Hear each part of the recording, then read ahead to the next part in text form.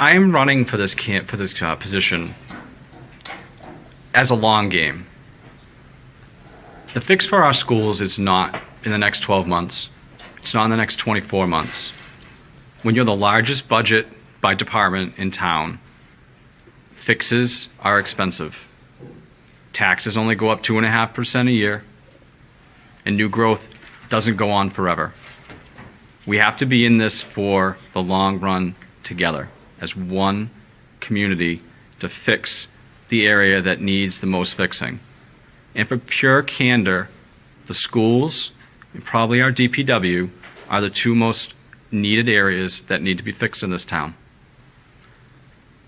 How we accomplish that, how do we solve our relationship differences between the town side and the school side, and we need to be honest with each other that it exists, that there have been rifts, that there have been disagreements, and that maybe we all haven't always solved our problems in ways that we're proud of.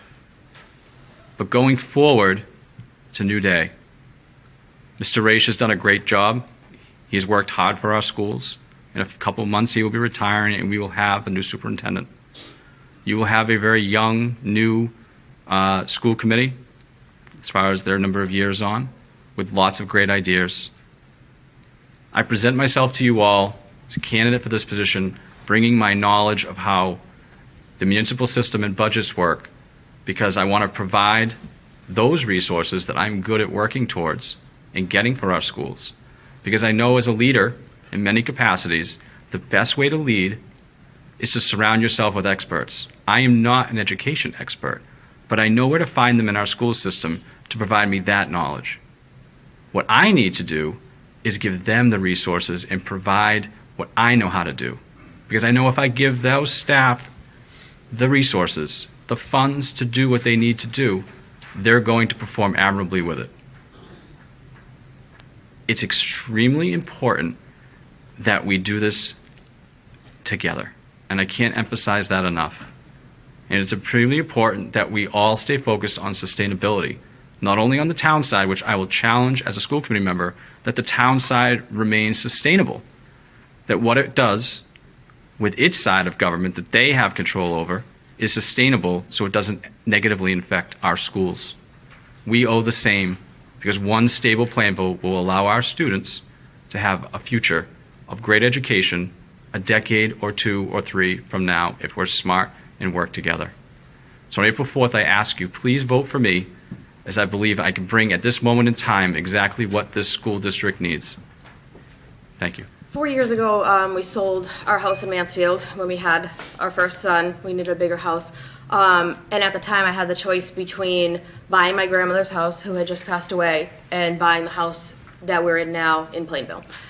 My grandmother was everything to me. She was my whole life. She was also a teacher, so I have so much respect for teachers through her and through everything that they've done for my son. And it was the hardest decision of my life, but I chose buying the house in Plainville because of the school system, because of the size of the town, because of the close-knit community, and that's what I wanted. Her house was in Attleboro. I grew up in Attleboro, I have nothing against it, but I wanted my son to grow up in this close-knit community in these good schools. At the time, everyone I talked to back then, 4 years ago, loved the schools, everyone had good things to say. Fast forward to now, again, I think that the teachers and everything, the administrators, they're all working so hard. But at this point, a lot of people have said they're not having great experiences. Like I said earlier, a lot of people have pulled their kids out. There's a reason for that, and I want to be part of help rebuilding this community, rebuilding the school system, make it what I knew it was, or I was told it was. I am a parent, not a politician. I'm not very well spoken. I am just here because I care, because I want to make the schools better. I want to be a listening ear. I want to be here for parents. I want to work together again with teachers, with parents, just to make this a good experience for our kids, because they deserve it. The other day, we had parent-teacher conferences in Plainville. I get to go to 3 of them. My son Johnny's in kindergarten, and he has Mrs. Nagar. During our discussion, Mrs. Nagar was telling me how well Johnny's doing in kindergarten, and I was enjoying that conversation. And then Mrs. Nagar started talking about my older daughter, Amy. Now, Amy was in her kindergarten class some 14 years ago. She's turning 20 this year.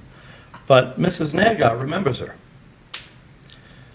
I was chatting with Mrs. R.P. She's the principal at the Wood School now. But she was a teacher back in the day. And Mrs. R.P. brought up my oldest daughter, Kristen, who she remembers having in her class. Kristen is 26 and married now. But Mrs. R.P. remembers Kristen. Mrs. Almeida was my son's fourth grade teacher last year. During the whole Zoom meeting, all computer, all day school sessions.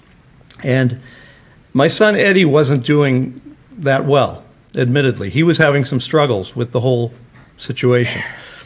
And Mrs. Almeida went so far above and beyond to help Eddie to get the very most he could get out of that educational experience. And it worked. It helped. See, that's what's so special about the Plainville Public Schools. Our teachers are special. Along with the paraprofessionals, they give 110% every day. They do more with less. And most of all, they care about our kids. They remember them as individuals. I truly believe that the best days for the Plainville Public Schools lie ahead.